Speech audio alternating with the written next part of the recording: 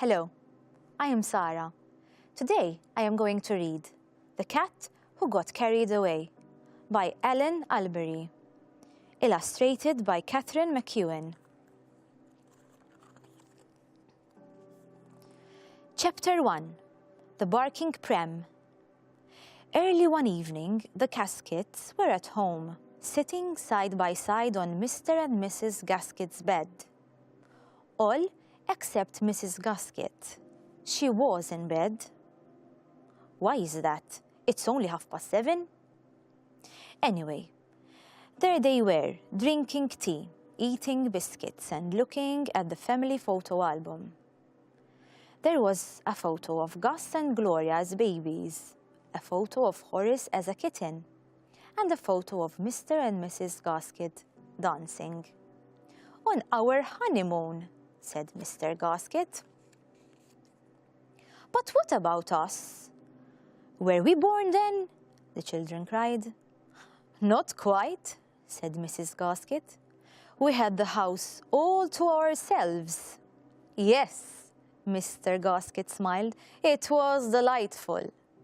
Gloria punched him. "I mean, boring." And Gus hit him with a pillow. Meanwhile, Horace was outside, sitting on the garden wall, watching the world go by. He saw a boy on a bike, a boy on a skaterboard, a woman in a car, and finally, on the other side of the road, a man absolutely whizzing along with a really old pram.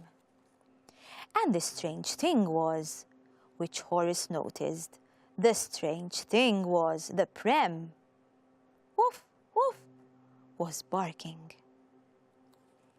Chapter 2. Fried Egg and Pineapple. The next morning, everybody got up. Gus and Gloria got up and went to school.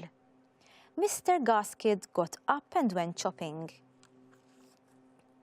Mrs. Gasket got up, got the paper, got the post, got a cup of tea and a cream donut, and went back to bed.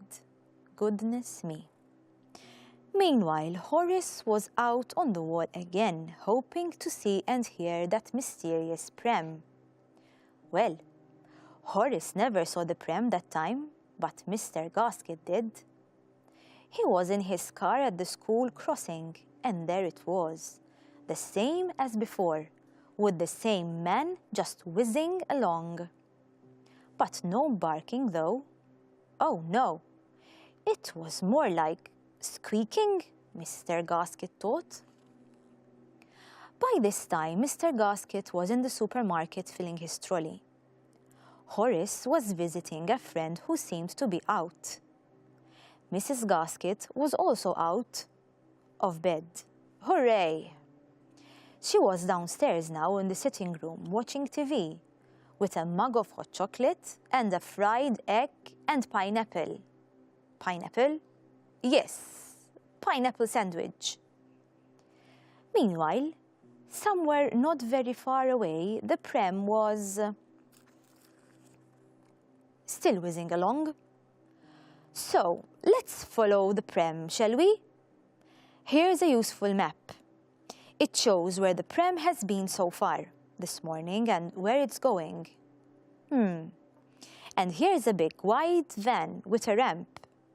Now the pram is being pushed into the van. Ha! What's going on here? And look, there's Horace on a wall again outside the friend's house. Horace is a smart cat. Well, Horace thinks he is. He's thinking now that if he sits here for a while, his friend will show up, or something interesting might happen. It probably will. Chapter 3. Meet Mr. Cruncher. Back at school, Gus and Gloria and the other children were in the classroom, whispering about Randolph. Poor Randolph, poor Randolph, and waiting for the supply teacher. Mrs. Fritter, nasty cuts and bruises, had gone home in a taxi. Suddenly, bang! What do you think will happen next in the story? What do you think the whizzing pram sound was doing? Goodbye.